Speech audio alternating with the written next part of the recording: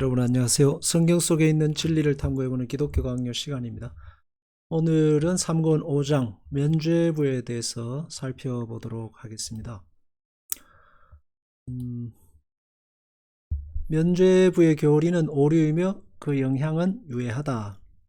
로마 교회의 면죄부와 그 해독이라는 말은 나쁜 악영향을 말하는 것입니다. 면죄부의 시작은 대사제도에서 시작했습니다. 이건 뭐냐 하면 죄의 벌을 대신해 주는 제도인데, 어떤 사람이 회개를 하고 이제 하면은 보속의 기간을 거쳐야 됩니다. 70일 동안 금식 기도라든지 하루 한 끼 금식 기도라든지 어떤 보속을 정해주면 그것을 하지 않아도 된다는 그 대사제도인데, 거기서부터 시작해서 이제 면죄부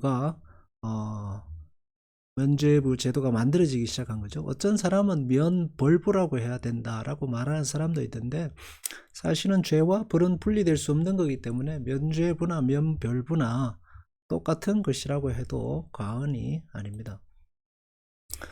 3세기, 4세기 때부터 시작을 이미 했기 때문에 그때는 이제 이렇게 대량으로 또 드러나게 이것이 면죄부라는 이름으로 나타나지 않았습니다. 그런데 이게 돈을 받고 판매가 되기 시작한 게 언제냐면 11세기 말에 십자군 전쟁 때, 교황 우르바노 2세 때 전쟁 비용을 충당하기 위해서 참전한 용사들이 전사하거나 또 참전을 하거나 전사하거나 전쟁이 끝나고 돌아왔을 때 전쟁 자금을 후원하는 이들에게, 그러니까 전쟁에 참여한 사람들에게도 이 면죄부를 판매했고, 왜냐하면 전쟁에 참여하는 군사들을 모으기 위해서 그랬던 겁니다. 그리고 또 전쟁 자금을 후원하는 이들에게도 이 면죄부를 판매해서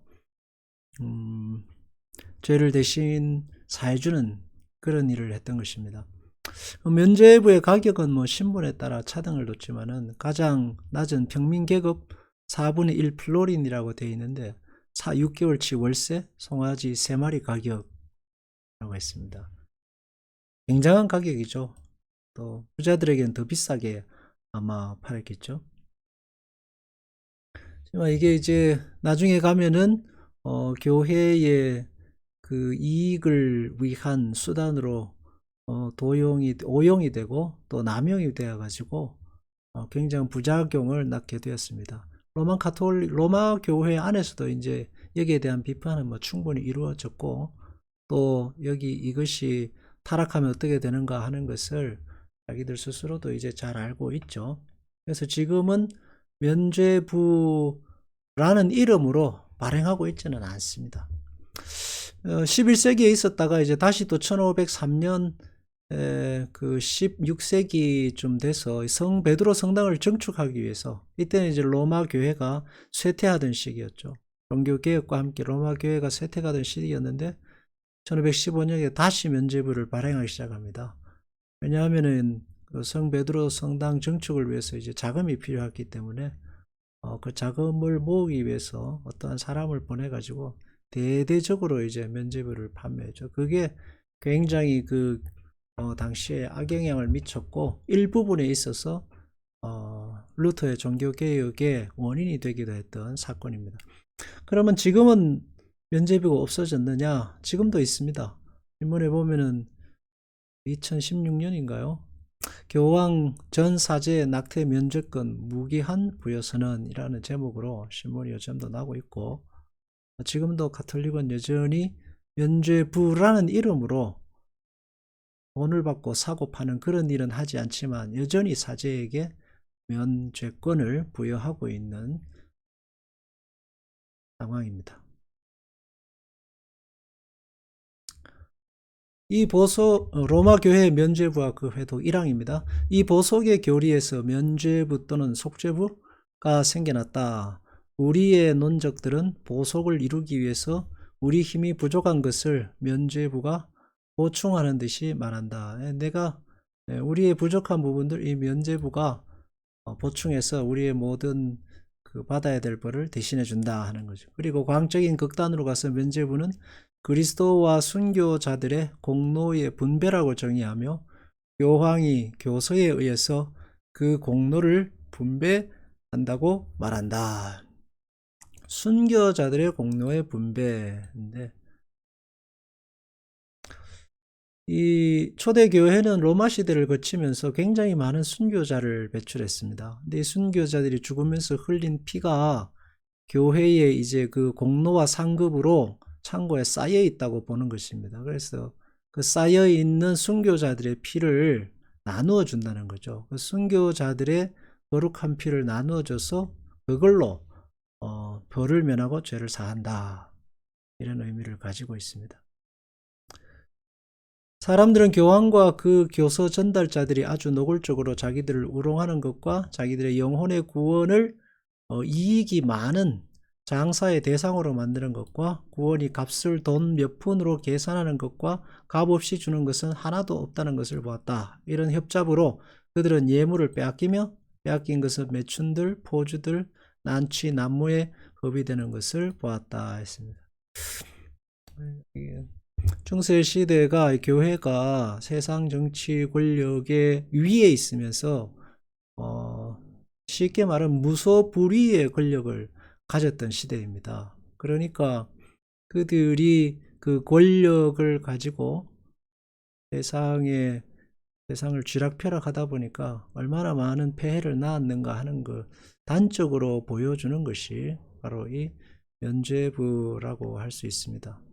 구원의 값을 돈 몇 푼으로 하고 판다. 이 벌, 사죄의 가격을 매기는 것 자체도 어불성설이고, 그것을 돈을 주고 사고 판다는 자체가 이게 참 말도 안 되는 이야기인데, 하여튼 그런 일이 벌어졌습니다. 그리고 그것이 정당하게 쓰였느냐 하면 또 교회를 건축하되 정당하게 쓰인 것이 아니고, 여기는 아주 노골적으로 표현했는데 굉장히 그 사적인 이익을 위해서, 쾌락을 위해서 쓰여지는 경우가 많았다라고 하는 것을 볼 수 있습니다.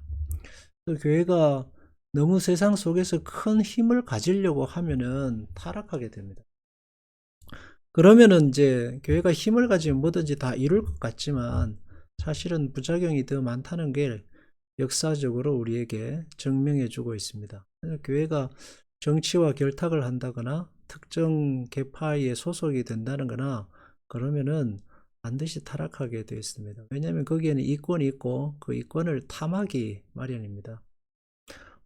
그러면 교회는 정치를 하면 안 되나? 아닙니다. 교회 그리스도인들은 당연히 정치에 참여하고 적극적으로 정치 안에서 세상 속에서 영향력을 발휘해야 됩니다. 그러나 교회 자체가 정치 세력과 결탁하는 것은 바람직하다라고 했습니다. 그것은 왜냐하면 인간의 본성이 워낙 타락해 있기 때문에 아무리 선한 의도를 가지고 한다고 해도 결국은 그 선한 것을 악한 것으로 만드는 굉장한 힘을 인간은 가지고 있기 때문에 2장 면죄부는 성경에 배치된다. 우리의 논적들은 그리스도와 거룩한 성도들과 순교자들의 공로를 교회의 보고라고 부른다 했습니다. 성도들과 순교자들의 공로를 교회에 보고 보물창고라는 거죠. 그들이 흘린 피. 이미 시사한 바와 같이 그들은 이 창고의 보관권을 로마 주교에게 위임했으며 그 거룩한 피를 사용할 수 있는 이미 로마 주교에게 있으니까 로마 주교가 이 심히 위대한 혜택의 분배를 주관해서 직접 분배하기도 하고 분배 사업을 타인에게 위임하기도 한다고 주장한다. 따라서 완전한 면죄부와 일정한 연한의 면죄부는 교황이 발행하고 100일간의 면죄부는 추기경들이 40일간의 면죄부는 주교들이 발부한다고 한다. 하나님께서 말씀하시지 않은 것을 아는 제도를 만들면은 아무리 선한 동기를 가졌다고 해도 이렇게 얼토당토한 것을 만들게 되고 또 타락한 결과를 낳게 되어 있습니다. 성경에 보면 이제 십계명에 하나님께서 아무 형상도 하나님의 형상을 만들지 말라 하셨고 땅 아래나 하늘 아래에 있는 물 속에 있는 그 어떤 형상도 만들지 말라고 하신 이유가 이런 데 있는 거죠. 인간은 기회만 되면은 그 무엇이든지 자기의 이익을 위해서 이익으로 환원하는 타고난 재능을 가졌기 때문에 결국은 그러면 타락하게 되었다라고 할 수 있습니다. 그래서 예수님께서 말씀하신 하나님의 말씀이 1.1획도 떨어지지 아니한다, 바꾸지 말라 하는 그 말씀도 일리가 있는 말씀이다라고 할 수 있습니다. 우리가 성경을 볼 때에 많은 유혹, 이건 이렇게, 이건 저건 저렇게 자기 마음대로 뜯어 고치고자 하는 그런 유혹이 굉장히 위험하다라는 걸 알 수 있습니다. 올바르게 말하면 이런 짓들은 그리스도의 피를 더럽히는 것이며, 가장 큰 문제는 뭐냐 하면 예수 그리스도의 십자가의 보혈의 공로와 은혜, 결국은 예수님의 십자가의 죽음을 헛되이 만드는 것이 됩니다. 하나님의 은혜와 그리스도 안에 있는 생명에서 그리스도인들을 분리시켜서 구원의 진정한 길을 떠나게 하려는 악마적 관계에 불과하다. 죄의 용서와 화해의 보석을 위해서 그리스도의 피만으로는 충분하지 않았다고 하는 것보다 그리스도의 피를 더럽히는 것이 어디 있겠는가. 예수 그리스도의 피만으로 충분하지 않다. 성자들의 피가 필요하고 다시 또 너희의 보석의 행위가 필요하다면 그리스도께서 굳이 십자가에 죽으셔야 할 이유가 뭐가 있겠습니까? 그렇죠? 그래서 우리는 이제 워낙 카톨릭이 이제 크고 또 전 세계적으로 많이 흩어져 있고 힘을 가지고 있으니까 쉽게 이제 가톨릭의 잘못이 이런 게 대해서 말하기를 꺼려 하는데, 속속들이 들여다보면은 말도 되지 않는, 뭐랄까요, 굉장한 어떤 오류를 가지고 있다라는 것을 알게 됩니다. 가장 큰 문제는 예수 그리스도의 십자가의 은혜를 더럽힌다는 데에 있습니다. 단지 이게 제도만의 문제는 아닌 겁니다. 권위자들은 면죄부와 순교자들의 공로를 인정하지 않는데, 이 권위자를 말하는 것은 초대 교회의 그 정직한 교부들은 이 면죄부를 사용하지 않았다, 인정하지 않았다라는 것을 보여주고 있습니다. 그러니까 그때부터도 이게 반대하는 사람들이 있었다는 거죠. 대표적인 사람이 레오라는 주교였는데, 팔레스틴 교회에 보내는 글에서 이제 여러 성도들의 죽음을 주께서는 귀중히 보시지만 한 무지한 사람이, 이거는 이제 성자를 말하는 겁니다. 사람이 살아야 된 것이 세상을 위한 화해의 제물은 되지 않았습니다. 의인들은 면류관을 받는 것이고 주는 것이 아닙니다 했습니다. 그러니까 성자들이 이제 거룩한 죽음을 당하는데 순교를 당한다는 거죠. 죽는다고 해서 자기 죄를 위해 죽는 거지, 그들이 타인의 죄를 위해서 죽는다거나 혹은 그들이 죽음으로 말미암아 타인의 죄를 사해 준다거나 그걸 선물로 줄 수, 이런 건 아니라는 거죠. 신자들의 용기는 인내의 모범, 그렇게 죽은 사람들의 용기가 인내의 모범을 보이고 의의 선물을 주지는 못했습니다. 그들은 각각 자기의 죽음을 죽은 것이며 그 죽음은 다른 사람의 빚을 치르는 것은 아닙니다. 정확하죠. 정직하게 보면 됩니다. 굳이 오해할 필요 없어요. 정직하게 보면 됩니다. 인간의 죄를 사하는 유일한 속죄의 제물은 예수 그리스도의 십자가의 죽음뿐입니다. 그 외에 어떤 순교자의 피도 인간의 죄를 사하지는 않습니다.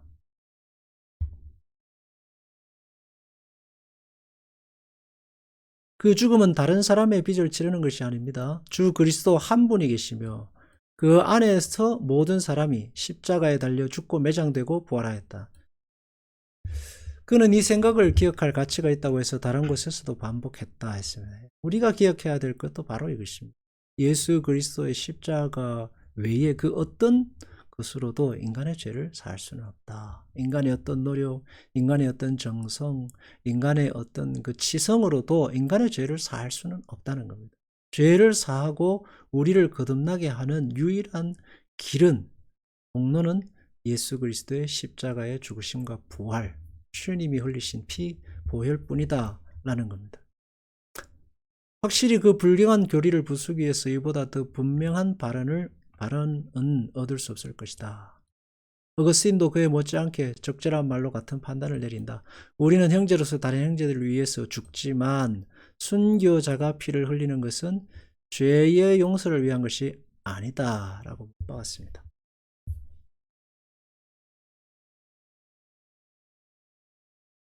예전이나 지금이나 사람들이 이제 진리는 사실 관심이 없죠.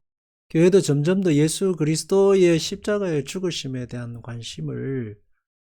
관심이 없어져 가고 있습니다. 말로는 그렇지만 실제적으로는 교회에 누가 훌륭한 사람이 있느냐, 어떤 세상을 위해서 죽은 그 순교자랄까요?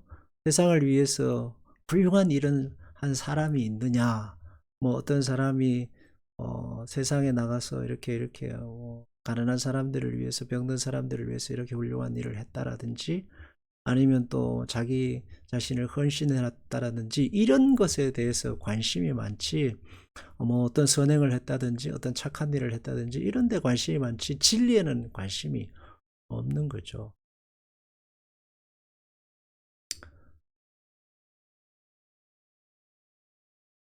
이런 입장은 그리스도에게 이름만을 남기는 것이며, 그리스도를 다른 성자들과 구별할 수 없는 일개의 작은 성자로 예수 그리스도의 유일성을 훼손하는 겁니다. 성자로 만드는 것이 아니고 무엇이겠는가. 그리스도만이 선포되며 제시되며 그 이름을 부를 가치가 있는 분이었다. 죄의 용서와 속죄와 성화를 얻는 문제가 나올 때는 그만이 소망의 대상이 될 수 있었다. 성화의 문제에 있어서도 뭐 거룩한 성자들의 그 성물에 손을 대면은 병이 낫는다든지, 아니면 죄가 사해진다 하는 그런 모든 문제들조차도 예수 그리스도의 십자가의 공로를 훼손하는 아주 큰 문제들을 안고 있었다라는 것을 지적하고 있습니다. 요즘은 이제 신앙생활 하기가 점점 더 어려운 시대가 되어가고 있습니다. 그럴수록 우리는 말씀 안에서 예수 그리스도의 오직 예수, 오직 믿음, 오직 성경 속으로 다시 돌아가야 하겠습니다. 그것을 벗어나면은 항상 인간은 자기 유익을 위해서 합리화하고 죄의 길로 달려갈 확률이 굉장히 높다라고 할 수 있습니다. 네. 그리스도만이 유일한 구원의 길이요 진리요 생명입니다. 우리가 살아가는 이 인생의 고독한 여정 속에 유일한 보시오, 소망이요, 기대요, 목자이신 분도 예수 그리스도이십니다. 그것을 우리가 기억하고 살아야 하겠습니다. 기도하겠습니다. 주님, 우리는 오직 예수 그리스도의 유일한 길과 진리 생명 되심을 늘 가슴에 기억하고 살아야겠습니다. 어떤 크고 화려하고 위대하며 어떤 자랑할 만한 세상의 그 이름에 우리의 삶을 두지 않게 하시고, 십자가에 달려 죽으신 초라하고 자랑할 만한 것이 없으며 거친 그 십자가 속에 언제나 우리의 소망을 두고 살아갈 수 있도록 우리의 믿음을 더하여 주옵소서. 예수님의 이름으로 기도하옵나이다. 아멘.